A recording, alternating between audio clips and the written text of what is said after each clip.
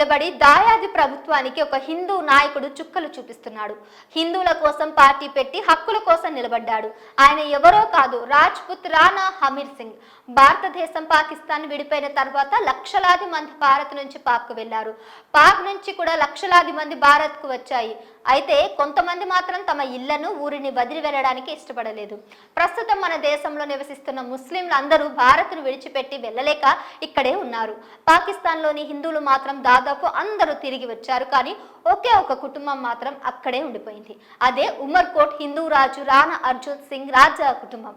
విభజన తర్వాత కూడా ఆయన పాకిస్తాన్లోనే ఉండాలని నిర్ణయించుకున్నారు. వీళ్ళది రాజా కుటుంబం. అమర్కోట్ అనే రాజ్యాన్ని పాలించారు. ప్రస్తుతం ఇది ఉమర్కోట్గా మార్చబడింది. ప్రసిద్ధి చెందిన ఉమర్కోట్ కోటలో మొఘల్ చక్రవర్తి అక్బర్ జన్మించారని చరిత్ర చెబుతుంది. ఈ కోటను హిందూ రాజు అర్జున్ సింగ్ స్వాధీనం చేసుకున్నారు. అర్జున్ సింగ్ కొడుకు రాణా చందర్ సింగ్ పాలించారు. రాణా హమీర్ సింగ్ పాకిస్తాన్లోని ఉమర్కోట్ కు చెందిన రాణా చందర్ సింగ్ కుమారుడు.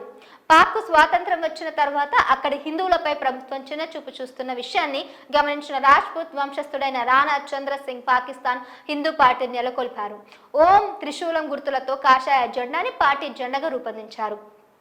రాణా చంద్ర సింగ్ బహిరంగ సభలు నిర్వహించినప్పుడు పెద్ద సంఖ్యలో ప్రజలు వచ్చేవారని చెప్తారు.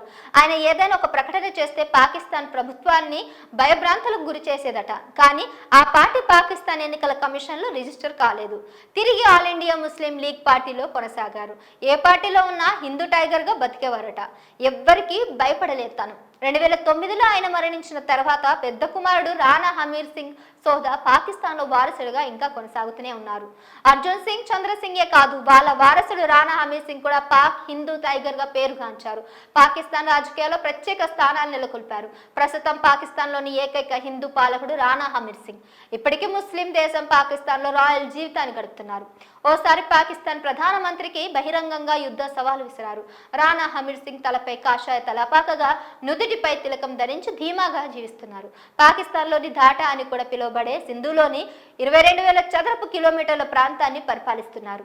53 ఏళ్ల హమీర్ సింగ్ దివంగత పాకిస్తాన్ ప్రధానమంత్రి బెనర్జీ భుట్టోకే రెండోసారి అధికారంలోకి వచ్చినప్పుడు శాస్త్ర సాంకేతిక వ్యవసాయ శాఖలను మంత్రిగా పనిచేశారు.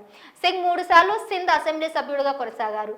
రాణా హమీర్ సింగ్ పాకిస్తానీ హిందువుల అభ్యున్నతి కోసం కృషి చేశారు. 2023 వరకు పదవిలో కూడా ఉన్నారు. అతను ఆల్ ఇండియన్ ముస్లిం లీగ్ పార్టీలో కొనసాగారు. రాణా హమీర్ సింగ్ కుమారుడు కన్నీ సింగ్ సోదా 20 ఫిబ్రవరి 2015న జైపూర్కి చెందిన పద్మిని రాథోడ్ను వివాహంతో అతనిద్దరు బంధం ఒకటైందని చెప్పాలి.